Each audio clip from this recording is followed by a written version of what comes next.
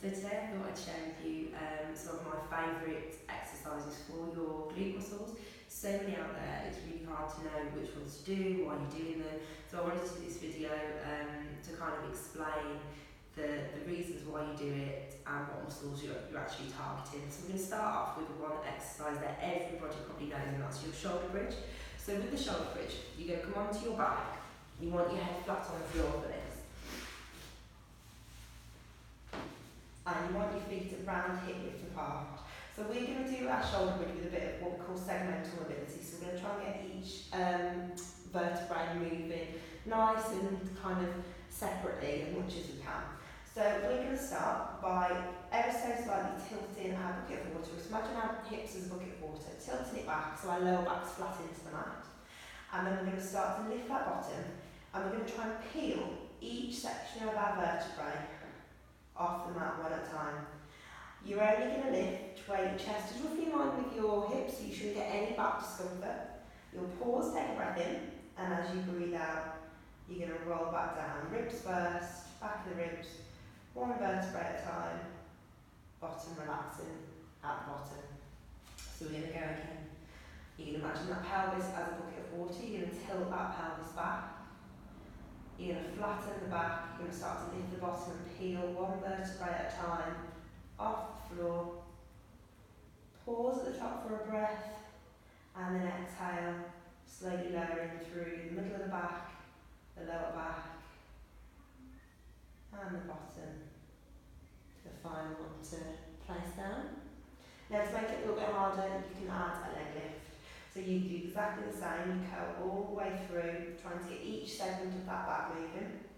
And then once you're up there at the top, you want to make sure that you've got a little bit of weight, a little bit of squeeze through that left bum cheek. So as you float the right leg off, you keep it nice and level through your hips. And then you're going to lower down, you're going to keep the same level as you float the opposite leg. And then you're going to do that same curl to meet at the bottom. From there, the next exercise is the climb. So for the climb, we're going to start on our side with a block or pillow between your ear and your cushion.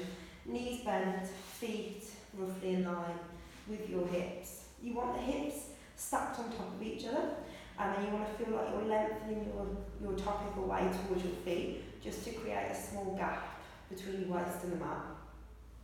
Keeping the hips together, you're going to inhale. As you exhale, you're going to float that top knee as far up as you can without your hips rolling backwards. And then you're going to inhale to slowly lower back down. And then you're going to exhale to lift up again. And inhale. Good.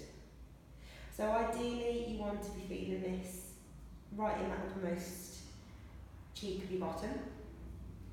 If you're getting anything in the back of the thigh or into your groin, try gently squeezing your heels together a little bit more, and make sure you've got that length reaching away through the hips, and that's sometimes can help to isolate it a little bit more into your bottom. You want to aim to do around 8 to 10 reps of these. Ideally, so you start to get that burn in the area where you're meant to be feeling it. And then our final exercise, we're going to straighten out our top leg. So bottom leg slightly bent, top leg straight, and we're going to get that sense of length again. So imagine someone's holding onto that ankle and then giving it a little pull. So they're stretching that leg a little bit just to create that length through waist. And we're going to start with our lift and lower. So we're going to breathe in. As we breathe out, we're going to float the leg up, but you're only going to lift it to where you can until you feel your waist wants to touch onto the mat. And then you're going to inhale to tap that down, and then you're going to exhale to lift. Make sure the knee and ankle are nice and relaxed, you're not kind of gripping for dear life, because it'll just all go into the front of the thigh then. I always like to add a little variation with this, because as much as the lift and lower is a great exercise, I find to get a little bit more of your glute knee, more kind of the posterior part, a little bit of a circle variation is really good. So on your next one, I want you to hold at that hip height, and we're going to start to draw some little circles from the hip joint.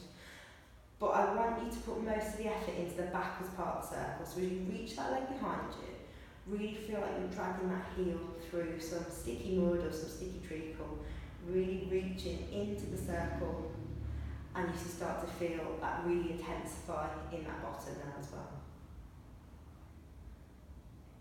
Good, we'll do a couple more.